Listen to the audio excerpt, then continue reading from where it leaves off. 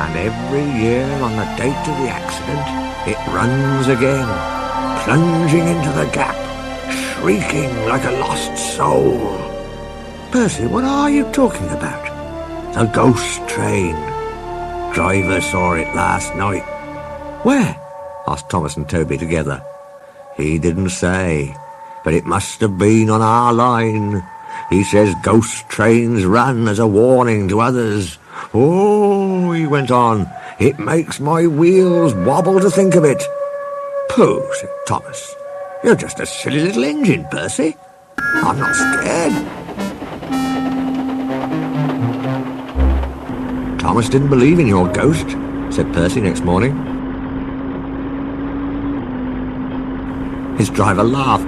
Neither do I. It was a pretend ghost on television. Percy was disappointed, but he was too busy all day with his stone trucks to think about ghosts.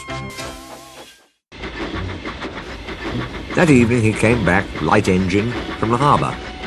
He liked running at night. He coasted along without effort, the rails humming cheerfully under his wheels, and signal lights changing to green at his approach. He always knew just where he was, even in the dark. Crow's Farm Crossing, he chanted happily. We shan't be long now. Sam had forgotten that Mr. Crow wanted a load of lime taken to 40-acre field. When he remembered, it was nearly dark. He drove in a hurry, bumped over the crossing, and sank his cart's front wheels in mud at the field gate. The horse tried hard, but couldn't move it. The cart's tail still fouled the railway. Sam gave it up. He unharnessed the horse and rode back to the farm for help. There's still time, he told himself. The next train isn't due for an hour. But he'd reckoned without Percy.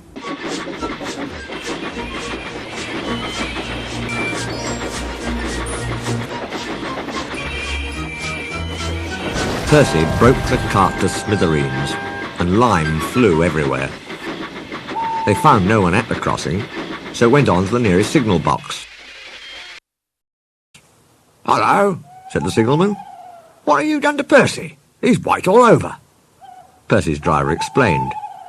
"I'll see to it," said the signalman. "But you'd better clean Percy, or people will think he's a ghost." Percy chuckled. "Do let's pretend I'm a ghost and scare Thomas. That'll teach him to say I'm a silly little engine."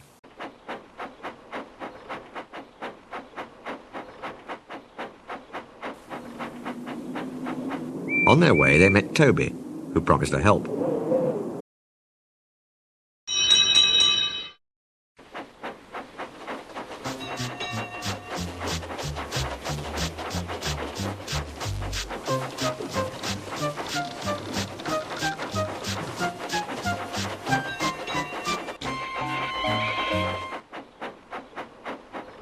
Thomas was being oiled up for his evening train when Toby hurried in, saying, "Percy's had an accident." "Poor engine," said Thomas. "Botheration. That means I'll be late." "They've cleared the line for you," Toby went on. "But there's something worse." "Out with it, Toby," Thomas interrupted. "I can't wait all evening." "I've just seen something," said Toby in a shaky voice. "It looked like Percy's ghost. It said it was coming here to warn us." "Pooh, who cares? Don't be frightened, Toby. I'll take care of you."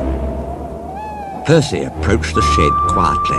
"Peep, peep, peep, peep, peep, peep," he shrieked.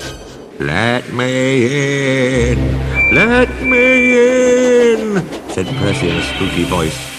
"No, no," answered Toby. "Not by the smoke of my chimney, chim.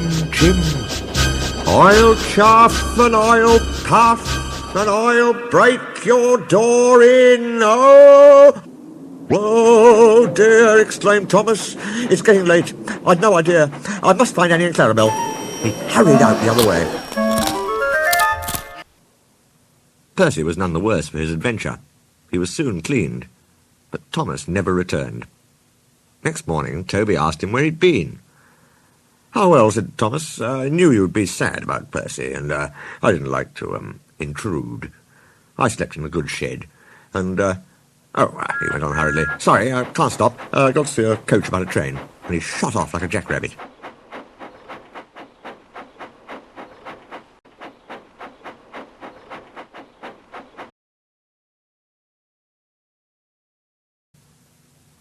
Percy rolled up alongside. Well, well, well, he exclaimed. What do you know about that? Anyone would think, chuckled Toby, that our Thomas had just seen a ghost.